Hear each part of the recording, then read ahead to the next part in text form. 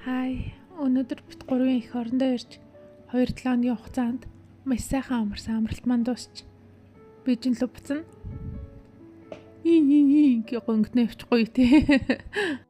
Билетүүдээ ер нь 7 хоногийн өмнө захиалсан байсан болохоор замд нэг асуудал гарахгүй байх. Яаж явах вэ гэхээр Улаанбаатараас замууд Богонор яваад тэгээд замуудаас ирээн лөө хил гарах автобусанд суугаад тэгээд ирээнээс болохоор онгоцоор Бээжин рүү явах юм.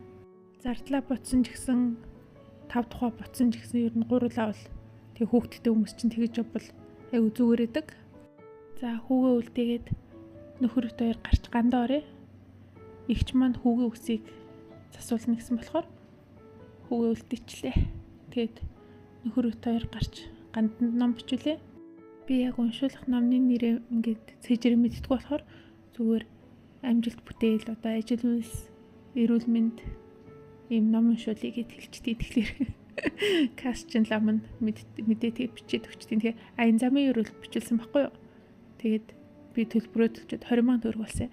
Тэгэхэд хизээ унших вэ гэдгсэн чинь маргааш ч шиг заа. Үгүй бид нэр өнөөдөр гэрээсээ гараад ингэ явж байгаамаа гэдгсэн чинь өнөөдөр угаасаа ингэж уншаад дууссан шүү дээ. Тийм ч маргааш уншина гэж тэгж байна. Гэтэ бид нар өнөөдөр хэдээр гарах гэсэн маргааш бас үргэлжлэх болохоор аян зам маань. Тэгэд нөлөөлөх бах. За ямар ч гэсэн гандаа ороод гарахаар сэтгэл санаа тайван тэгээд айх аюулгүй болчихдээ. За тэгээд гэлс 8 шар уурж юан солиулаад юан 467.5 гэжсэн. Тэгчээд гэртээ орж хүүгээ авч чимдам саваа баглаад тэгээд ээж эгч нартай өнсүүлээд гарцгаана да. Манай гэрээс вокзал ойрхон болохоор яг хөдлөх цагийн тулгаж жагаад алхаад орчтیں۔ За хөдөлцгөөе. Богоны билет том хүнийх 75,000 төгрөг, хүүхдийн 30,000 төгрөг гэсэн. Гэтэ нэг онлайнаар захиалсан болохоор цайны мөнгө ороогүй. Тэгээ цай аваагүй. Авах гэсний халуун бисэн болохоор угаасаа аваачгүй. За өглөө боллоо. Өглөөний минь сэрээрээ. За одоо 7:20-оос замын үд дээр буuna. Тэнгүүд бид нэр 7:40 автобусанд суух хэвээр хамгийн ихний хил гардаг автобус гэсэн байхгүй юу. Тэгэд бид нэр цаашаа эрт нислэгтэй болохоор ихний автобусаар шууд гарах хэвээр. Тэгэд автобус болохоор хүний 25,000 төгрөг. Бидний захиалсан ирээнээс Бээжин орох онгоц 11:10-аас хөдлөх байхгүй юу. Тийм болохоор бид нэр үнээр яарах хэрэгтэй. Тэгэд яг ихний автобус болохоор бас хурдан гарч магадгүй хүмүүс нь бас цаашаа явах яралтай ажилтай хүмүүс л юм өглөөний автобус авсан бэлгүүд яваад бол тийм чин гяс гараад ирэх бах. За ямар ч гэсэн ирээнд ороод ирлээ. Тэгээд автобусаар бас арай удаан явчлаа. Хэдийгээр өөртөө гурлын амир ингээд хурдлаад хичээсэн ч гэсэн тэр чинь автобусныхаа хүмүүсийг хүлээж игээд бүгдээрээ гарч ирснийхэн дараа хөдлөн штэ. Тэгэхээр бас нэлээд утчлаа. Ирээн дээр бүр 10 гэхэд автобус зогсож байгаа байхгүй. Тэгээд бид нэр шууд таксинд суугаад 11:10-ийн онгоцонд амжих хэвчтэй заа ёо. Азар ирээний нөгөө онгоцны бодлон жижигэн болохоор яг хөөхөөс 30 минутын өмнө яг бүртгээд дуусаад дахиж хүн авахгүй гэхлээр за бид нэр баг минутын өмнө л амжсан байх. Ёо. Дахиж ихтэй ийм амар тулсан билет авч болохгүй юм байна. Хүүхдтэй явж байгаа болохоор ч тэр үе ер нь жоох удаа шүү дээ. Тэгэд ер нь бол заавал 11:30-аас хойш билет хамгийн эртдээ авах хэрэгтэй байна. Ингэж тулгачаар бас аюултай байна.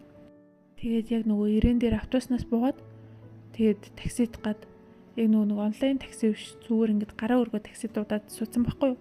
Тэгээд за онгоцны бодол руу хурдан яваарэ гэдгсэн чинь тэр чинь хурдны замаар явна шүү дээ. Тэгээд жижиг машин бол ер нь 120 км цаг хүртэл хурдалж болох байгаа байхгүй юу. Тэгсэн чинь манай жолооч маань ерөөсөө хурдалж чадахгүй. Жохон 100 гараад ихэхээр гарын саадгалал машин жохон бас нэг сайн машинч биш юм. Тэгээ би санаа зовд яа надад ч одоо ингэ ийм машинтай ингэ дотроос элбэрчлээ. Тэгсэн чи азар нөгөө яг өнөөдөр аян замын ерөөл уншигдэж байгаа шүү дээ тий. Тэрнээс бас нөгөө яг бүр бид нэр ам мөлт самжиж орж ирлээ. За Бээжин тэрчлээ. Сайн явж ирлээ. Тэгээд ирээнээс Бээжин орох онгоцны билетийн үнэ болохоор том хүн 175,000 төгрөг, хүүхэд 140,000 төгрөг гэсэн.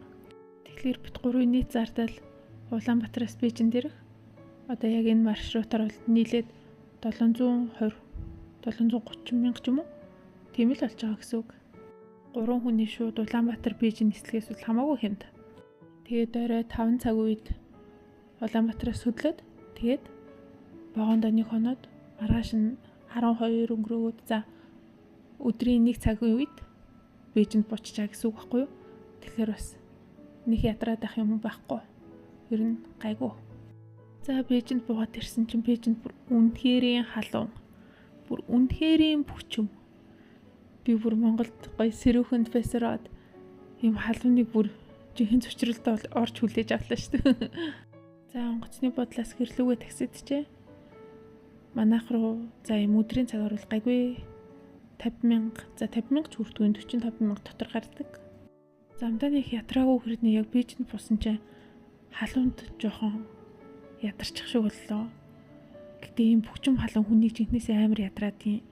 Тэгээд үнэхэр юм хийлгэхийг хүсвэл за. Би тийм залхуу биш зүгээр халуунд юм хийдэг байхгүй гэлөө. Бид 3 эрэнгүүтээ гэртээ ороод ятраа унтчих. Тэгээд оройхон гарч ирээд хооллох гээд гараад ирлээ. Тэгсэн чинь орой ингээ бороорцсон за.